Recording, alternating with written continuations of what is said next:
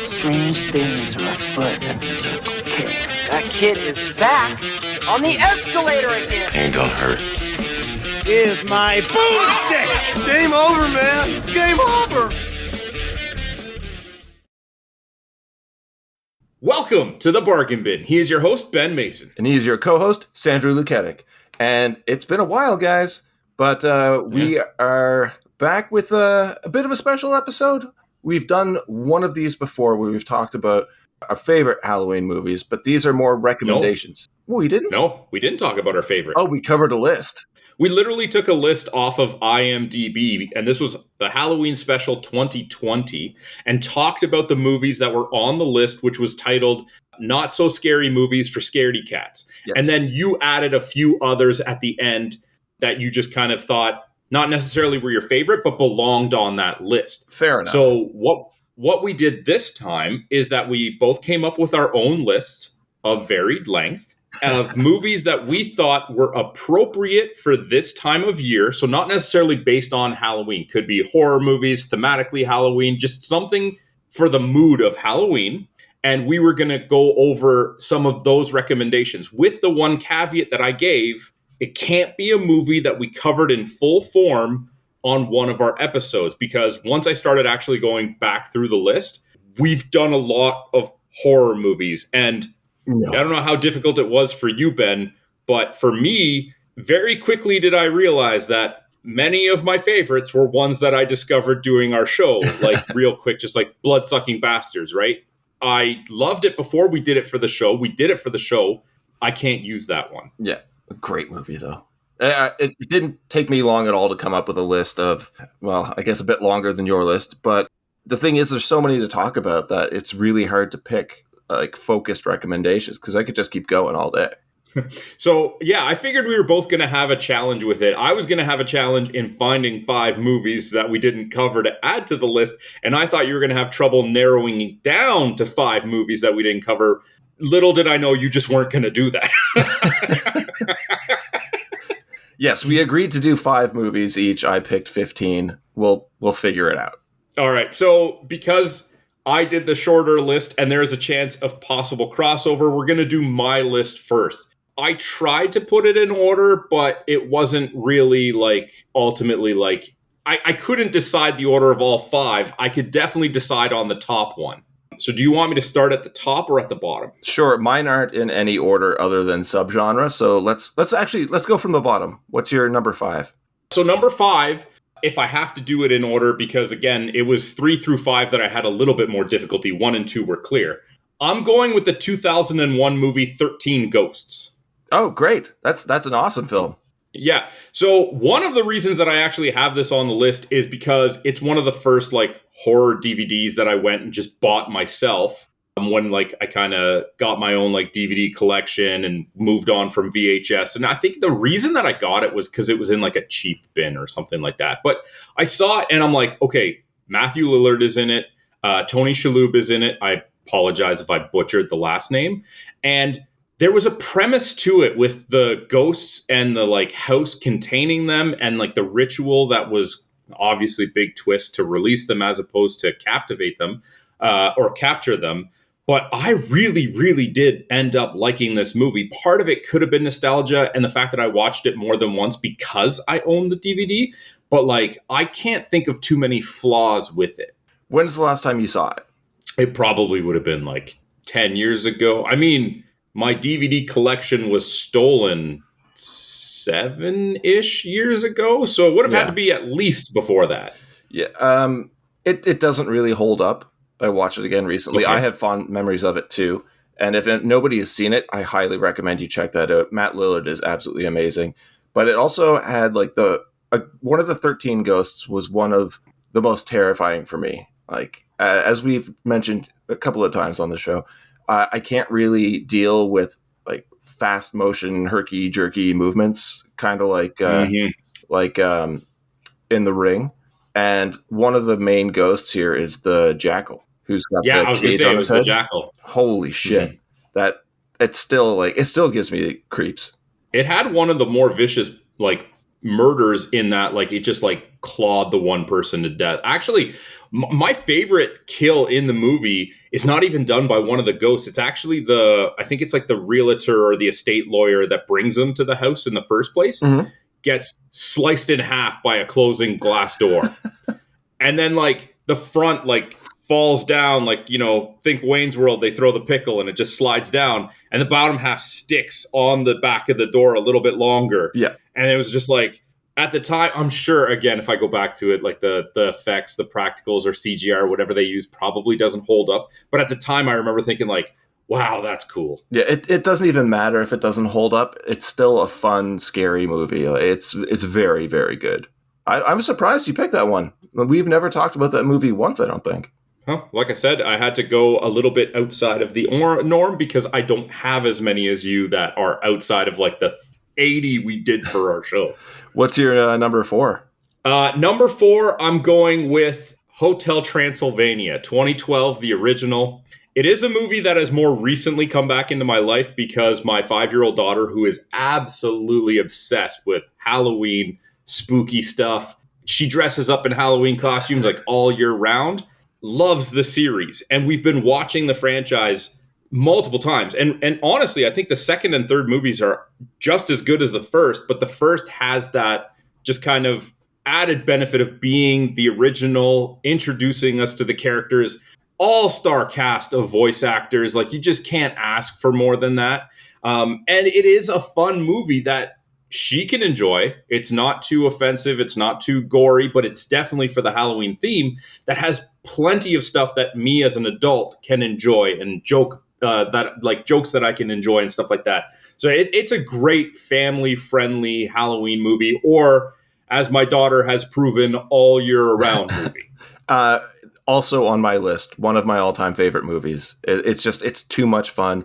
One of my favorite depictions of the Wolfman ever, and Steve Buscemi voicing is just perfect. Absolutely perfect. I can watch this movie any time of year and laugh my ass off every time. It doesn't get old. It's one of those timeless films. Yeah, I'm surprised. Like, I've seen a very large number of movies that she gets into that are on repeat for us, like a period of time. And this is one of the ones that just hasn't gotten old yet. And that's got to speak volumes to it, because I've probably seen it like 40 times now. I don't think it can get old. It's just too good. No. All right, strong start so far for your bottom 2. What's number 3? Now, number 3, I'm actually going to start off by saying I wasn't the biggest fan of it. Now, I went to the theater to watch it with a group of friends, and every single one of them loved it. I was stuck in a very nitpicky place and did not like it. However, I did go back and rewatch it actually last night. It's not a bad movie. I just have an issue with the 2006 Silent Hill movie not being the best representation of the Silent Hill video game. When I went into the theater to watch it, I went in expecting a better representation of Silent Hill in more just like, I guess, narrative, because like the actual story beats, the atmosphere were too close to the first movie, and the second movie almost thrown into a blender and just kind of thrown against the wall and see what sticks. That as a Silent Hill fan, I was like, this is just like a butchering of the franchise. But watching it as just a horror movie, and like, honestly, like there's two storylines almost going on with like Rose searching for her daughter on the one side, and then Sean Bean's character, which I think was called Chris. I'm having a second here difficulty.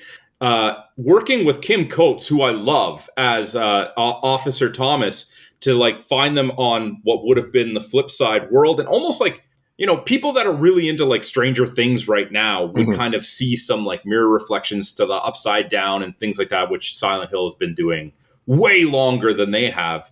But yeah, I think I was a little too critical of it just because of my expectations of Silent Hill. And I gotta give it up to, even when I first watched it, the one kill where I forget if it was Anne or Anna gets lifted up by Pyramid Head, has her like body just skinned and thrown against the chapel door as they're running through it to hide, is just brutal in a way that has to be appreciated. Yeah, I never really got into the games growing up, so I went into that movie as just a movie, and I thought 1 and 2 were actually pretty decent horror films. I mean, I knew there was going to be things I wouldn't get, and there was nods to fans of the game. Apparently, they didn't all hit, but I have no problem with those movies. They were very entertaining. I think the problem is not just that they didn't hit for me, is that there are a lot of nods to the game. It's just there's a lot of nods to the franchise, and they took elements of sequels to the game and tried to wedge them into the story from the original game, right? So it was kind of disjointed for me, where it's like if you just stuck to the first game a little bit more purely, and like Pyramid Head, it didn't even appear until Silent Hill 2. But like it's almost like they took some elements of the later movie or later games and then just tried to like plug holes in the first game's plot to make a movie out of it. And to me, that just came off as like not authentic. Okay, well, which is better, that or Welcome to Raccoon City? Oh, that Raccoon City is terrible. One of the worst video game adaptations that I've seen. I'll watch Double Dragon again instead of that. It looked good, though. I do have to say that. It was just a terrible film. Yeah, I can't argue with that. Anyway, back to Silent Hill. Amazing cast. Good movie, especially if you don't have expectations of the Silent Hill franchise when you're going into it. Yeah, so I was a perfect audience for it. Mm-hmm. What's your number two? So number two is a franchise that I absolutely love and had to pick the best entry of it, and that is 2002's Blade 2. Oh, that's a good one. It really is. And I mean, you can start with just the cast. You, of course, have Wesley Snipes reprising the role. He is phenomenal as Blade. You have Chris Christopherson. You have a younger Norman Reedus as, I forget what his name is in the movie. Something dumb. He has a nickname like Spud or something. I think that is it, actually. And then you also have like new characters like the Reavers. You have Ron Perlman. Mm-hmm. The storyline actually reminded me a lot of a storyline from a video game franchise that I also love, the Legacy of Kain Soul Reaver game, where Raziel became a vampire that also fed on vampires. Mm-hmm. It was more their souls, but you kind of get the same thing here, where they're trying to like genetically enhance vampires to walk during the day like Blade, but also give them like get rid of all of their weaknesses, and then ultimately create like a villain for vampires that's hunting them down as well as humans. And you have this elite squad that was originally invented to kill Blade that is now working with him to try and hunt it down. And like, it's me as a fan of Blade, I loved all three of them, even the third one, which people pan, but I still loved it. I actually had difficulty picking between the first and the second, but I went with the second as my favorite in the franchise. I'd say the second is the best of the three for sure. And I love how Del Toro really dove deep into his mind to come up with that design for the other vampires. I forget what they were called again. Reavers? I think Reavers or Reapers or something like that. But like the way the mouth splits open and they've got that weird tongue thing, which he ended up using in The Strain, which if no one has watched that show, I think is absolutely fantastic. Blade 2, I didn't see that one coming. I'm really curious about number 1 now. Number 1 might actually be one of my favorite horror movies ever. And it is definitely a movie that does not get like the big recognition that some of these other ones do. But I just love it, and I could watch it, and I have watched it. You know, even before the podcast, this is a movie I've seen 4 or 5 times. That's uncommon. Mm-hmm. Yeah, and it is 2002's Ghost Ship. All right, interesting. Go on. I don't know what it is about that movie. It's got like almost like this B movie feeling with a little bit more of an A movie budget. It's got some cast in it that like. Before I knew who Carl Urban was, and Desmond Harrington, who I ended up later thinking was absolutely phenomenal in Dexter. Even just like soundtrack, like you get the movie going and you're hearing Mudvayne playing. And honestly, the first scene of the ship when they're back in time and they have like the entire ballroom killed by that cable is maybe one of the most like memorable horror movie scenes in my mind of all time. It's shocking, completely shocking. You never expect to see that many people wiped out at the beginning of a film that brutally. Yep. And then there's also like a little bit of the mystery, that very, very loose twist, because you very quickly can figure out what's going on and who the villain is. It has your cookie cutter, like semi good, not happy ending. I don't know. Like it's not a great movie, but it's a movie that I've always loved.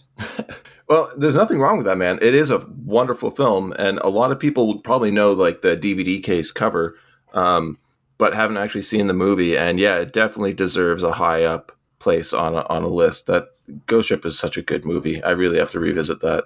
Was Gabriel Byrne in that too? I didn't look up all the cast for all the movies. I- I don't even know if I got the right names for the people I did cite. I could be mistaken, but regardless, great film.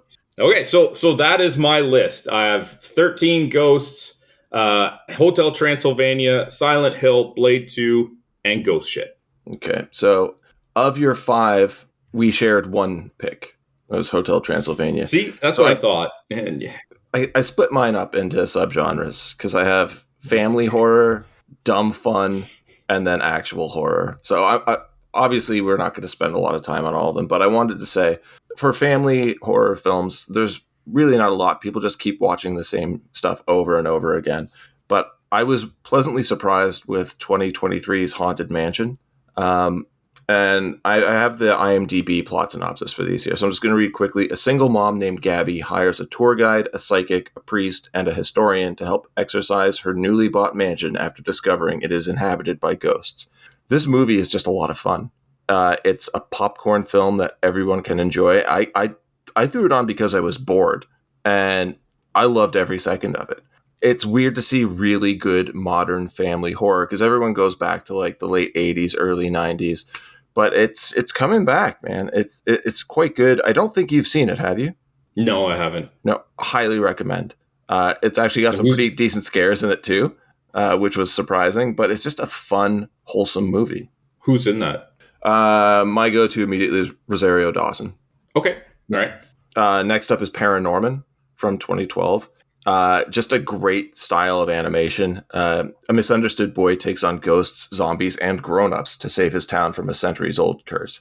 Basically, this boy, Norman, has the ability to see ghosts. And he talks to them on his way to school, his friends. Like, there's even one ghost who died from, like, a parachute accident. He's, like, still stuck in the tree. It says, like, good morning to him on his walk to school and everything. But it looks amazing. It tackles some topics that even for 2012 are kind of, we don't really talk about that. If you can find it anywhere, a big recommend.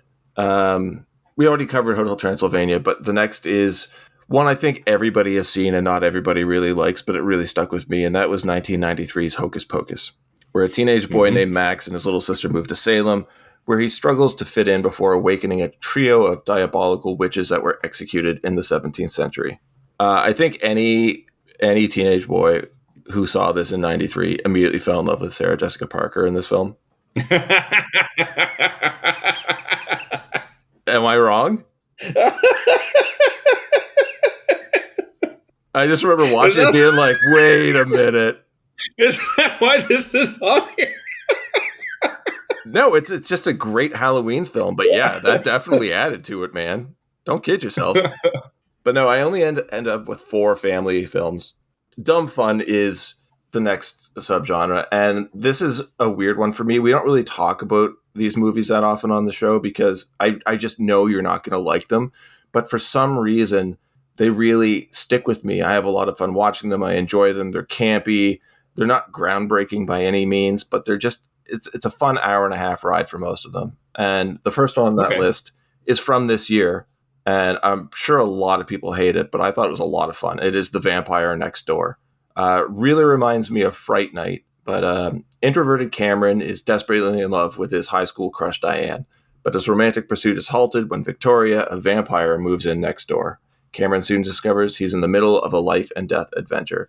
And basically, the vampire finds out that he knows her secret and blackmails him into helping her track down victims. So it is a comedy. It's a pretty dark comedy, a little twisted, but a lot of fun, which leads right into the next movie for me, which is the remake from 2011 of Fright Night. So I believe we did cover the original 80s Fright Night on the show, yeah? Absolutely. Great movie. Great movie. I can't imagine that a remake would be as good, but I say it is as good. Yeah, I know. And it's because they changed everything they needed to make it feel fresh while still respecting the original. So a new neighbor moves in next to Charlie, who discovers that he is an agent vampire who preys on the community. Can he save his neighborhood from the creature with the help of the famous vampire killer, Peter Vincent? Jerry, the vampire, in this one is played by Colin Farrell, who does a great job. Charlie is played by Anton Yelchin, does a phenomenal job as well. They took the vampire hunter, or the vampire killer, who's not a vampire killer in this movie. I don't know why they have him listed as that. Peter Vincent in this remake is played by David Tennant, and he's more of a Chris Angel mind freak magician than he is a horror host. And everything comes together so well. It's a little bit of a bigger budget feel, a more grandiose movie. So you've got that small town quaint feeling of the first one protected completely, and they just upscale this one. Colin Farrell steals this movie as a vampire. He is phenomenal. He's so much fun. You love to hate him. It's his charisma is fantastic. See, I was gonna say, if you were gonna remake Fright Night, you'd have to somehow match the charisma that Sarandon had on film, and like that would be hard to do because he was so charming in that movie. But if there's one actor who every time I see him on screen, I'm just like blown away by how charming he is, I think that's a good casting choice. So I guess maybe they did okay with the remake. This is something we're probably gonna have to cover on the show because it tackles a film that we both really love, and it does it with complete respect, which you don't really see with remakes. I'll start going through these a little bit faster because honestly, some of these I do want to talk about on the show, and I don't want to get too into them. But just recently, I watched Suitable Flesh from 2023. A psychiatrist becomes obsessed with one of her young patients, who she later discovers is linked to an ancient curse. Now, this is the most recent movie directed by Joe Lynch, and it made me feel something I haven't felt in years. One of my favorite things is the library of Full Moon features from the mid-90s. Now, they were really, it's one of Charles Band's many production companies, but Full Moon, they did a lot of Lovecraft adaptations, and they were really cheesy. They never really had big budgets. The music was far from great, but they all had heart. And I feel like Joe Lynch made his love letter to the 90s Full Moon pictures with Suitable Flesh, starring Heather Graham, who is amazing in this. Barbara Crampton, who, if you look at her in this movie, you're like, oh, wow, she's like 40. But no, she's in her mid to late 60s now. The script is fantastic. The music makes you feel like you're watching a 90s Full Moon movie again. I was so caught off guard and so happy with this movie. It is available on Blu-ray because I just ordered it, but I saw it on Shudder. So if you have that service, please check that one out. The Frighteners. No, I'm familiar with the title. Yeah. Do you know anything about the plot?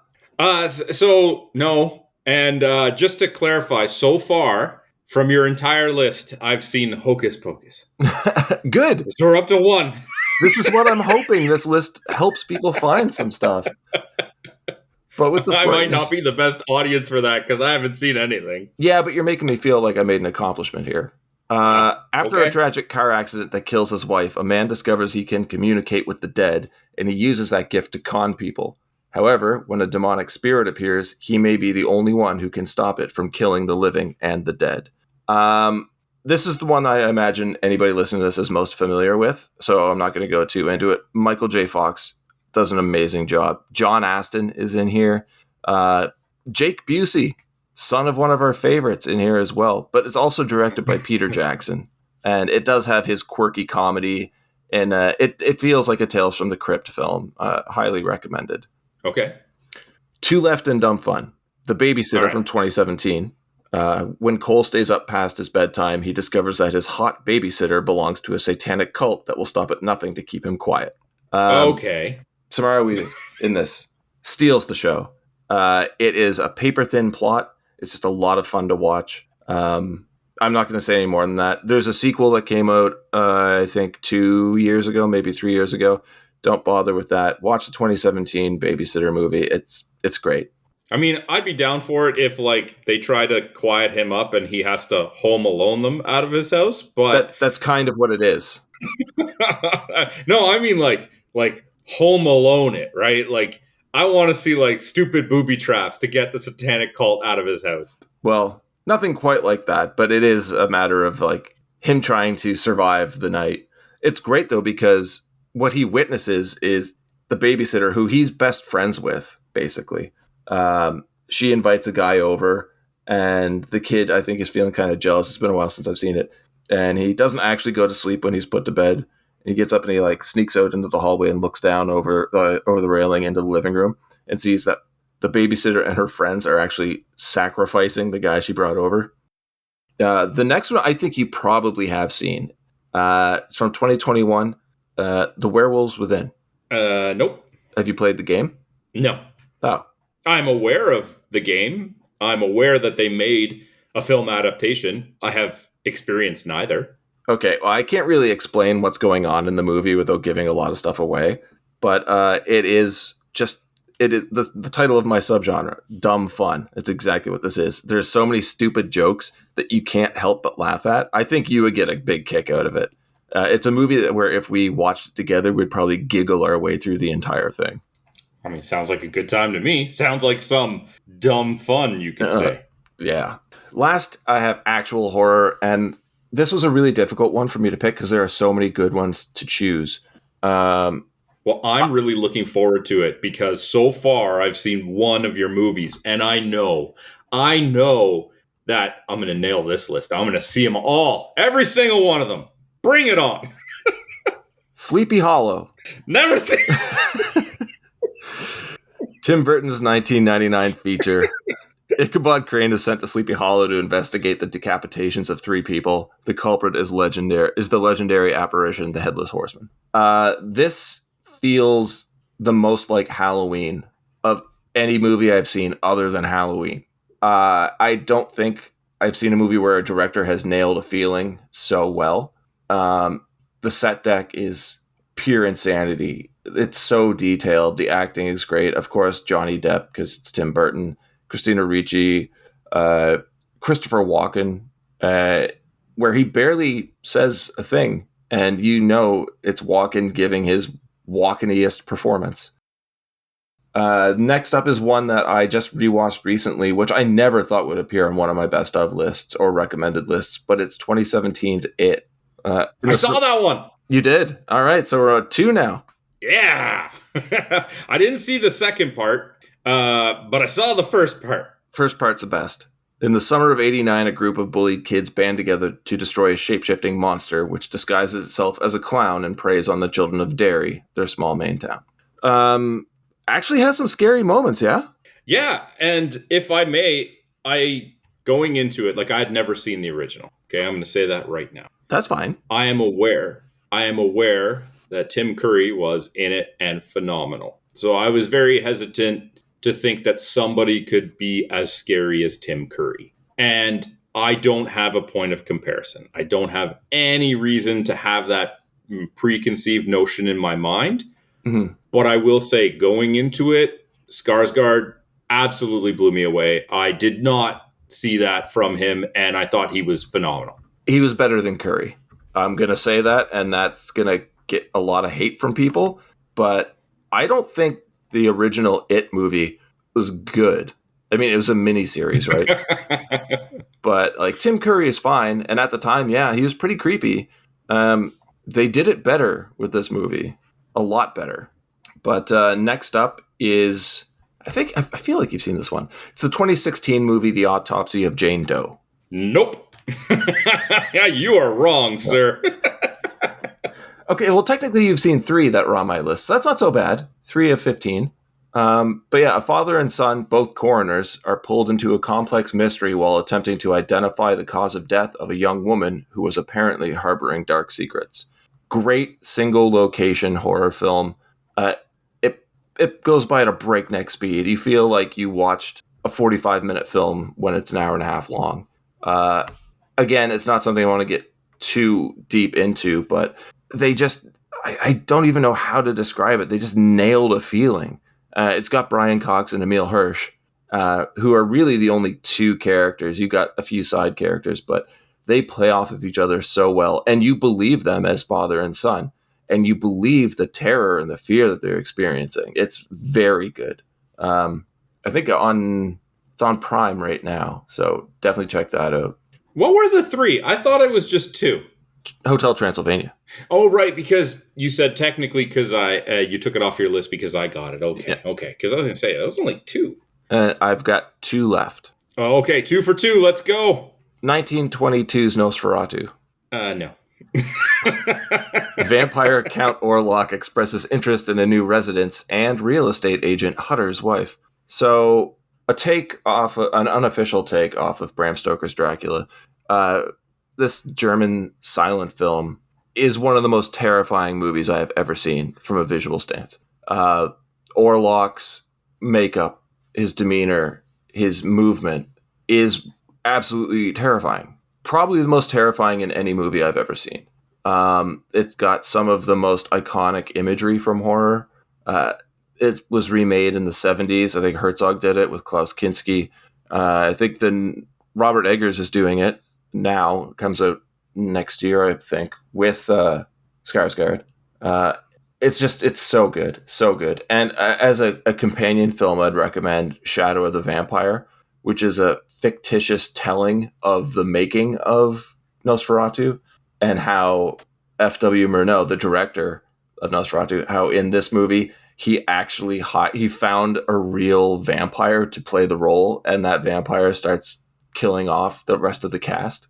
Well, what do you think is going to happen? But Murnau, played by John Malkovich, and Orlok, Max Schreck, played by Willem Dafoe, who nails that role. Oh, okay. And the last one is 2012's Sinister. Yeah, no. A controversial true crime writer finds a box of Super 8 home movies in his new home, revealing that the murder case he is currently researching could be the work of an unknown serial killer whose legacy dates back to the 1960s. Supernatural horror, Ethan Hawke, written by Robert Cargill of Junk Food Cinema.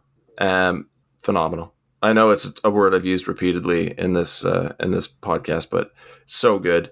They made a sequel, not so good, but this one really stands out. I love when you put Ethan Hawke in a horror film.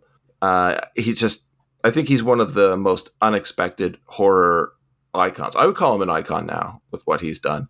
I love how he's embracing it. I kind of wish Kevin Bacon would do the same thing, because he shunned horror for so long after Friday the 13th, but he's so good in it. And then you get him in Stir of Echoes and things like that, and it feels like he was made for the genre. But of that list, you have seen 3 of my picks. Yes. Well, I mean, technically one of them was my pick. But... Yes. Do any of them stand out? Are there any you're going to actually try and find? I'll probably watch Sleepy Hollow eventually. And the Fright Night remake. Well, I mean, if you pick it as an episode we do down the road, then yeah. Yeah. That's, that's so messed up, man, that franchise. It makes no sense to me, because you had Fright Night from 85, which is absolutely amazing. And then they had Fright Night 2 with Charlie again, and it was great. It was actually a really good sequel. Then you get the remake to Fright Night, which follows the story pretty closely, but like I said, changes things just enough to make it feel fresh and respect the original. Then they do a sequel to the remake, which has nothing to do for the remake, but is kind of a remake of the previous Fright Night 2, but is also a retelling of the Fright Night story. So it gets really jumbled. It's a horrible mess. You are losing me, man. I mean, watch them all if you've got the time, which you don't, but I do now. I'm just trying to watch as much as I can right now, and I'm going back and watching movies that I've completely skipped and realized that I passed up some really good films, some really decent horror stuff. We've got what's today? My watch is dead. The 25th. So we have 6 days until Halloween. What horror movies are you going to try and watch in this time? Hotel Transylvania. Well, yeah, she's gotten into Goosebumps lately. We've been watching that one a bit. Or as she calls it, the Slappy movie. Well, yeah. Yeah. And she's huge into the first Beetlejuice as well. So we're watching that a lot. That's great. And then I'll try to watch Sleepy Hollow. Have you tried showing her the Goosebumps TV show, or do you think that would be too much? Because the movie is definitely much more geared towards younger children. I think with the way that her viewing works right now is that she watches a lot of things on repetition. So a TV show, she's going to end up just like picking one episode and keep watching and stuff like that. So yeah, I don't know, just let her watch the movies that she wants to watch right now already as it is. Last year was all about Muppets Haunted Mansion. Haven't seen it. It's not bad. It's like a shorter thing. Like it's 50-ish minutes. It came out on Disney Plus. I remember because last year she was so into the Muppets movie, like just the Muppets movie with Jason Segel and all that, whatever. Mm-hmm. And then we saw that there was an advertisement for a Halloween one coming out. And she was so excited for it. And that 50-minute like feature probably played in my house all last Halloween. And it's not a bad one either. Like it's got a ton of cameos. Like Will Arnett plays the main human character in it, so he's always great. Yeah. It's not a bad time. It's just like it is like it's an extended episode. It's 50 minutes, right? So all right, I'll check that out. No, there was a movie that terrified me as a child to the point where I blocked it out of my mind. I don't remember anything about it other than it scared the shit out of me. It was a made-for-TV Disney movie called Mr. Boogedy. Oh, I know the name. I've never seen the movie. Yeah, they have a sequel as well. But I've only ever met one other person who has watched the movie. And they're like, oh yeah, it was terrifying as a kid. But we couldn't tell each other what happened in it. And I refuse to watch it now because I forever want to keep that terror of Mr. Boogedy. Okay. Hey, I went back and rewatched Candyman. You could go back and watch Mr. Boogedy. Yeah, well, what scared me worse than that, I know for a fact, was the first appearance of the boogeyman in the Ghostbusters cartoon. Yeah, you mentioned that. I think you even mentioned that when we were talking about Candyman, because we were talking about childhood traumas, and you brought that up. The voice, like I went back and looked at the episode, like just skipped through it. Not scary in the least. The design for the boogeyman is laughable. But it's his voice. That voice will forever haunt me. Oh, okay. Yeah, just brush that off. That's fine. I don't know what you want me to say. I'm not a psychologist. That sucks for you. Thanks. Yes. Maybe we should go back and rewatch it and analyze it like we did for Candyman and get you over your fear. All right, I'm down. Then we'll do demonic toys. You know what I'm actually surprised by is that I had come up with 3 honorable mentions or backups in case you had duplicates and we followed the original format. You didn't say any of my backups. What are your backups then? Zombieland. What? Okay. Zombieland. I guess, yeah. It's thematic. Get out of here. It's a great movie. It doesn't make me think Halloween or fall. Zombies and things like that. I had Dark Shadows, the 2012 Johnny Depp movie. I thought that was pretty good. I really enjoyed that too. A lot of people disagree with us on that. I didn't like it the first time that much. It's a movie that Liz is really into, so I've had the chance to rewatch it a few times because when she likes a movie, it plays. Not to the point that it does with Violet, but it plays. Yeah. And, upon rewatch, like it's a pretty fun movie. I think the biggest issue with it the first time was that I maybe took it a little too seriously because it is a lot of just stupid nonsense. Like just it's stupid nonsense, but like you just put that in your mind that like, okay, don't take this seriously, just watch it. And, it's not a bad time. I absolutely hated it the first time I saw it. And then I thought about it for a little bit a couple of days later and decided to rewatch it because I didn't know why I would dislike a movie that much. And the second viewing, I had a blast. Really enjoyed it. Ended up buying it. Really? Yeah. Well, I mean, it's not a bad movie. It's just, yeah, you watch it for fun. And then the last one I had was Casper. I remember enjoying it back when I rented it and it came out on VHS, but I don't really remember much about it. It was on TV the other day, and Violet was watching it, and I was just like having these like flashbacks to watching it when I was younger, and like there's a cameo where Dan Aykroyd is a Ghostbuster who like runs out because he can't handle the ghosts. I don't remember Yeah, that. yeah. And some of the voice work is fantastic for the ghosts, and then Christina Ricci. I mean, even as a kid when I watched that movie, I had the biggest crush on her. I think most guys do. And it's one of those, like, it is a fun family friendly movie that you can watch that is inoffensive. It can be enjoyed by all members of the family, and like it's just a good time, right? But it's not. I figured you were going to have the horror side of it covered, so I tried to focus a little bit more on the not so horrific. Yeah, fair enough. I see why you would do that. But there are so many more movies I would love to talk about. Well, maybe you have to save it for next year's Halloween special. Oh, no, we're going to cover them is what we're going to do. That's why I didn't put Pumpkinhead on my list. Yeah. Ed Harley. No, but like the movie's coming up. We're definitely going to cover Suitable Flesh at some point. I want to talk about 2013's Where, which is a really interesting take on a werewolf story. There's so much that we need to cover that we haven't even mentioned before. So I'm looking forward to it. What was that fun one that we watched together with Nicolas Cage and the Familiar that was like Nicholas Hoult? Renfield. Yeah, that was a pretty fun movie too. It was a lot of fun. That would go in the dumb fun category, like those movies that aren't great, but you really enjoy them. I thought you were going to have that on your list when you started that section. I couldn't remember the title, but I'm like, I'll remember it when I hear it. He's going to say it. No. But I remember like we watched that one together and we were just laughing our asses off. Yeah. It's like the Piranha remake. It's completely stupid, but still oddly entertaining. I was tempted to put Day Shift on here just because Scott Adkins is one of the hunters. I like Day Shift. I like that movie a lot. It wasn't bad. It wasn't bad, but it wasn't good enough to make my list, but I considered it just because Scott Adkins was in it. Oh, God. We'll have to do like a Scott Adkins special for you. All right. Well, I think we can call it there for this one. There's a whole bunch of movies to watch. Get yourself into the Halloween spirit. Maybe drop us a message on whatever platform you're listening to this and let us know what movies we missed that you might have added to them.